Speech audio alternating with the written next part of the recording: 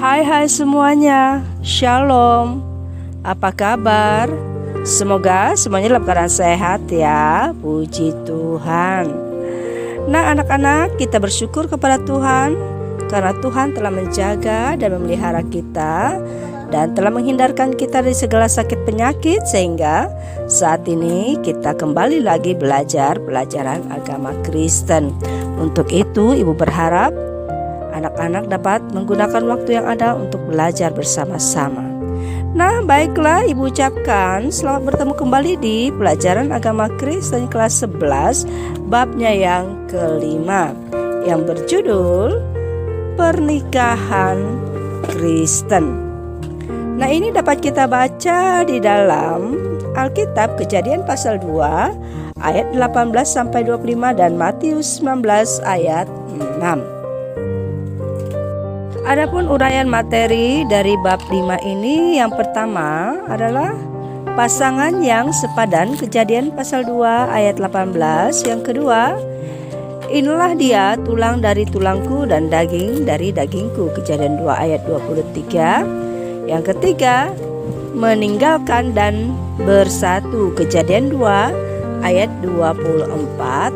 Dan yang keempat, telah dipersatukan Tuhan, Matius 19 ayat 6. Nah, setelah mempelajari bab 5 ini, siswa diharapkan dapat yang pertama menjelaskan pernikahan dalam konsep Kristiani berdasarkan Kejadian 2 ayat 18-25. Yang kedua, menganalisis makna upacara pernikahan dalam tata ibadah pernikahan Kristen. Yang ketiga, menganalisis prinsip-prinsip pernikahan yang benar menurut Alkitab. Nah anak-anak, mari kita menyimak uraian materi yang pertama, yaitu pasangan yang sepadan. Di dalam Alkitab mencatat bahwa penciptaan manusia pertama, seorang laki-laki adalah kehendak dan keinginan Allah sendiri. Kejadian 1 ayat 26. Diciptakan menurut gambar Allah sendiri untuk menyatakan kemuliaan sifat-sifat Allah, Kejadian 1 ayat 27, dan berkuasa atas semua ciptaan lainnya. Nah, jika ciptaan lain diciptakan dengan cara berfirman, tetapi penciptaan manusia tidak dengan cara berfirman, melainkan Tuhan Allah membentuknya dari debu tanah dengan tangannya sendiri, lalu menghembuskan napas ke dalam hidungnya sehingga manusia itu hidup. Kejadian 2 ayat 7. Anak-anak, kata sepadan itu sendiri adalah kata sifat yang artinya mempunyai nilai, ukuran, arti, efek yang sama, sebanding, seimbang. Pasangan yang sepadan berarti ada kesesuaian atau keseimbangan di antara seorang laki-laki dan perempuan yang menikah. Bukan berarti tanpa perbedaan, sebab tidak ada dua manusia yang sama persis. Namun dengan perbedaan-perbedaan itu justru akan dapat saling melengkapi dan menerima, sehingga dapat membangun hubungan yang kuat dan erat. Sepadan dalam hubungannya dengan iman adalah seiman dan bersama-sama mempunyai hubungan yang erat dengan Tuhan. Seiman, selevel, seimbang memang tidak dapat meniadakan berbagai perbedaan, tetapi dapat dijadikan wadah untuk membangun kerohanian yang kuat. Dan ini yang dikehendaki oleh Allah. Nah, untuk dapat menemukan pasangan yang seimbang, seseorang harus memiliki relasi pribadi yang erat terlebih dahulu dengan Tuhan, agar ada kesepakatan dan kasih yang sejati. Dengan demikian, ia dapat memadupadankan hati dengan pasangan yang kelak akan dipertemukan Tuhan. Jadi anak-anak, Allah menghendaki pasangan yang sepadan karena Allah akan melaksanakan rencana-rencananya dalam pernikahan. Tanpa kesepadanan, mustahil semua dapat tergenapi. Kesepadanan menghadirkan sikap sehati, sejiwa, dan sepikir. Uraian materi yang kedua, inilah dia tulang dari tulangku dan daging dari dagingku. Anak-anak, tulang adalah bagian yang paling dasar dan paling tahan dari tubuh manusia. Tulang memiliki kekuatan dan di dalam Alkitab kata itu digunakan untuk menyatakan kasih dan hubungan yang paling intim. Mematahkan atau meremukkan tulang berarti mengalahkan hingga takluk dan mematikan. Nah, tulang biasanya digunakan sejajar dengan daging. Daging adalah unsur utama tubuh atau badan manusia. Kejadian 40 ayat 19. Daging merujuk pada totalitas eksistensi manusia. Biasanya daging dianggap lemah, namun bukan kelemahan secara moral, melainkan kelemahan tubuh manusia secara fisik. Tetapi seseorang yang perhatiannya hanya kepada keinginan daging atau hawa nafsu, wawasannya akan dibatasi oleh daging sehingga ia menentang Allah karena hidup menurut daging, bertentangan dengan keinginan roh. Manusia menyebut perempuan itu tulang dari tulangku. Nah, hal tersebut mengandung makna bahwa ia tidak akan memiliki kekuatan tanpa perempuan itu dan hanya dapat memiliki hubungan yang intim dengan perempuan yang diberikan Tuhan kepadanya. Ada rasa kasih, cinta, kedekatan, dan kesatuan hidup di antara mereka. Konsep daging dari dagingku merujuk pada pemahaman tentang kesatuan, persekutuan, dan saling melengkapi kekurangan demi kesempurnaan dalam persekutuan. Jadi karena itu ketika dikatakan tulang dari tulangku dan daging dari dagingku, Adam menyadari bahwa ia akan menemukan kehidupan yang sempurna karena persekutuan dalam penyatuan tersebut. Jadi anak-anak, Hawa diciptakan dari Adam dan Adam diciptakan dari debu tanah.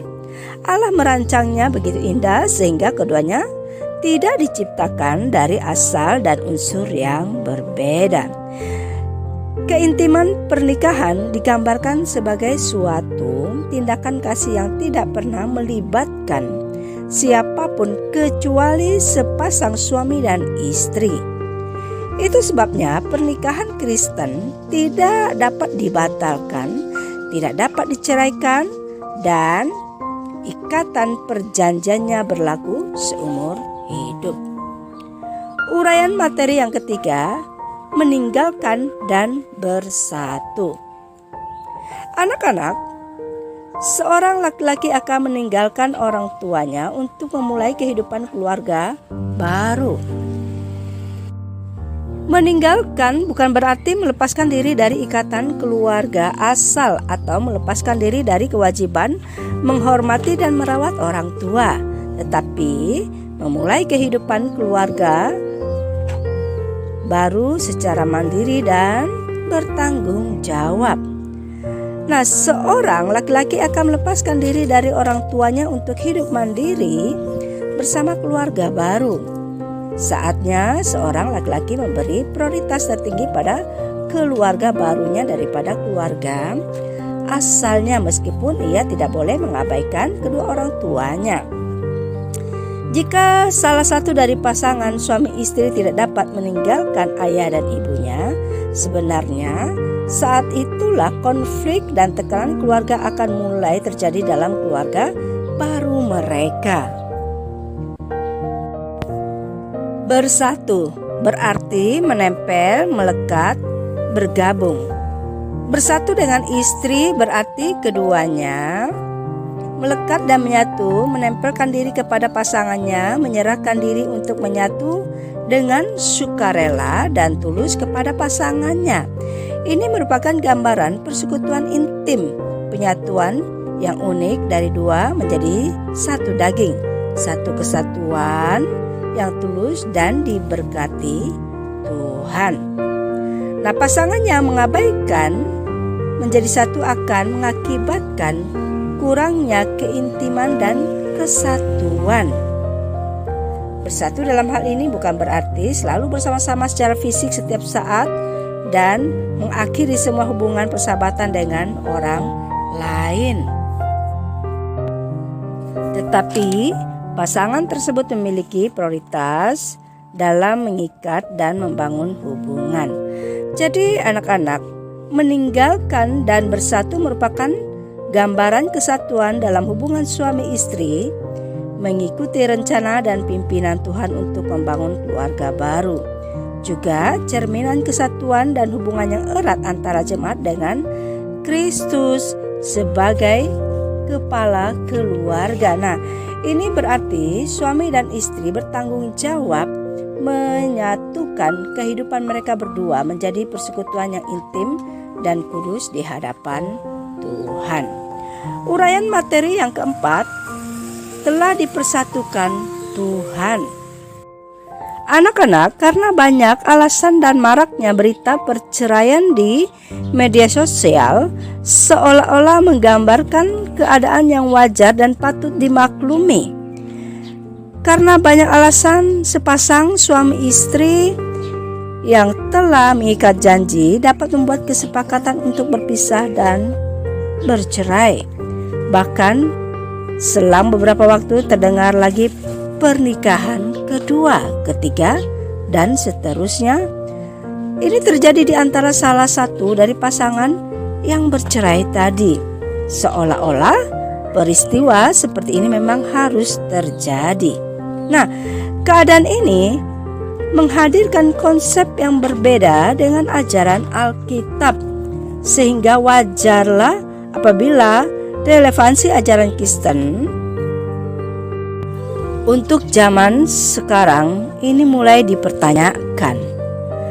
Keluarga Kristen dan gereja harus gigih menanamkan konsep pernikahan yang benar sesuai firman Tuhan.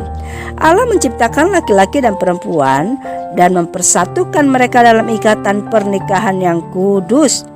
Dalam persekutuan seseorang laki-laki atau suami dan seorang perempuan atau istri, hadir Allah yang menguduskan dan memberkati mereka. Maka mereka yang dipersatukan Allah harus tetap menjaga kekudusan mahligai pernikahan dan membangunnya dengan ikatan kasih Kristus. Nah anak-anak, hari ini kita sudah belajar materi tentang pernikahan Kristen. Melalui pembelajaran ini kita mengetahui bahwa Allah menghendaki pasangan yang sepadan karena Allah akan melaksanakan rencana-rencananya dalam pernikahan. Tanpa kesepadanan, mustahil semua dapat tergenapi. Kesepadanan menghadirkan sikap sehati, sejiwa, dan sepikir. Selain daripada itu, ketika dikatakan tulang dari tulangku dan daging dari dagingku, di sini Adam menyadari bahwa ia akan menemukan kehidupan yang sempurna karena persekutuan dalam penyatu tersebut. Selain daripada itu, meninggalkan dan bersatu merupakan gambaran kesatuan dalam hubungan suami istri, mengikuti rencana dan pimpinan Tuhan mengembangkan keluarga baru. Jadi, sikap ini juga mencerminkan kesatuan dan hubungan yang erat antara jemaat dan Kristus sebagai kepala keluarga. Nah, anak-anak, ini adalah materi kita pada hari ini. Ibu berharap anak-anakku semua dapat memahami dan mengerti pembelajaran pada saat ini. Dan tentunya ibu juga mengucapkan terima kasih atas perhatiannya. Dan tetap ingat, jaga kesehatan. Dan sampai bertemu di waktu yang akan datang. Tuhan Yesus memberkati. Shalom.